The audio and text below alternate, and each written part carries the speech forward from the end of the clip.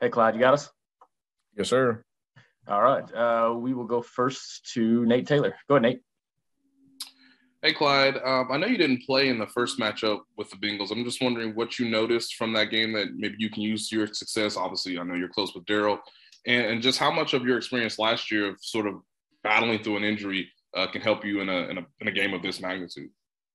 Well, just it's man, every game is different, and watching film is literally my job. So even the times that I didn't travel for the Bengals game, but I watched everything on TV and just seeing a TV copy and then being able to go watch the film as far as how we watch it.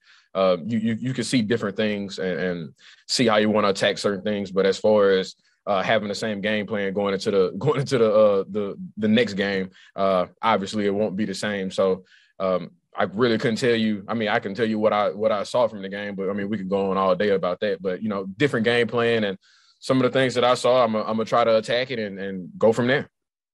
Let's go next to Herbie Teope. Go ahead, Herbie. Hey, Clyde, how are you? Doing good. You obviously suffered that injury in Week 16. How frustrating was that period of missing the final two regular season games, the win against the Steelers, and where are you now with your health? Well, man, I would say, and for you, I would say it might have been. Well, some people I would say it was frustrating, but I would say it's just one of those things that comes with the game. It was obviously I wouldn't say a freak accident, but one that I really wasn't expecting to happen at the time, and how it did happen. It was just one of those injuries that really didn't know what was going on at the time. But once we was able to kind of diagnose what was going on, like you said, it was the last two games of the season, so we handled it how we needed to handle it, and able to get me back in for this second round of playoffs. Thanks to Steve Walls. Good, Steve. Hey, Clyde, what's happening, brother? What up? Not much, man. Hey, you looked like you had an extra bounce to your step, so to speak, on Sunday. How fresh do you feel now as you're going into the AFC Championship?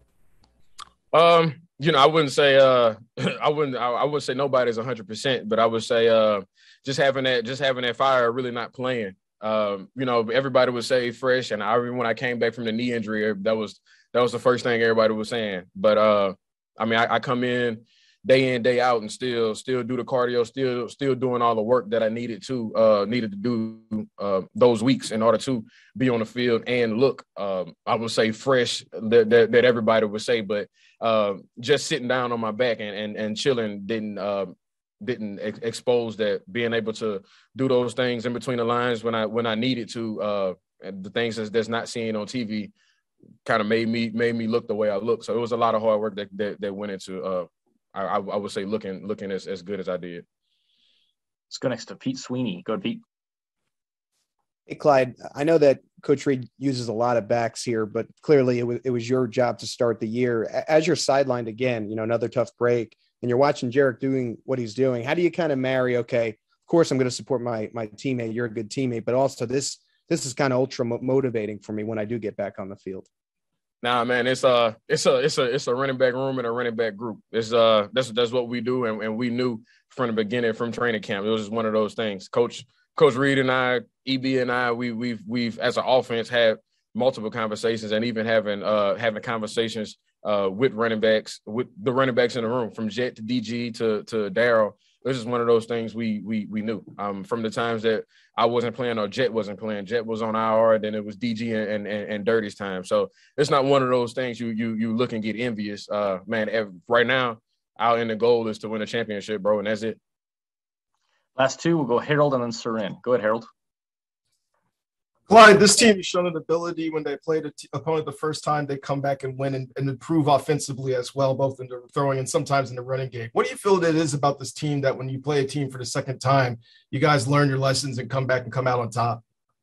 It's I would say it's one of those things you learn from, but man, it's really just kind of human nature. Having that taste and having that bad taste in your mouth after a loss, knowing, I want to say that we felt like we gave it away, but just having an opportunity to win a game and kind of not finishing and not leaving in the way we wanted to leave, it obviously leaves a bad taste in your mouth. So the things that you want to do, the pinpoint things that you need to do and get it down, you tend to do those things throughout the week, and hopefully those corrections come on Sunday and we come out with a dub.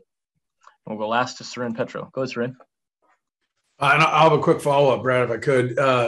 13 seconds, right? What's that mean for you? How often has that been said around the complex? Because around this town, it's been said, I don't know, a couple of trillion times. How often has 13 been said around the building?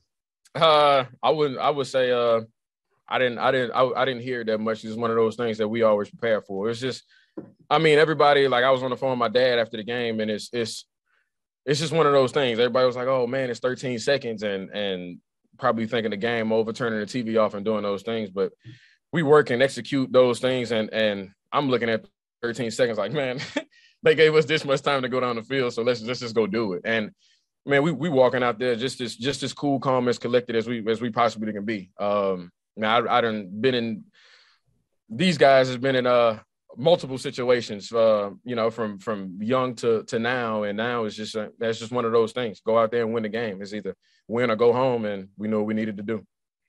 In the second half of the season, Patrick's gotten, it seems like the running back's a lot more involved in the passing game. When you got a quarterback that can rifle it 40 yards down the field the way he does, right, you want to take those big chunks. But did you guys have to go lobby for getting a few more balls thrown your way at some point during the midseason? Man, when you're playing almost 20 games, people start to make different adjustments, and being able to have someone special like Pat, you don't need to let them know or give them little ear checks.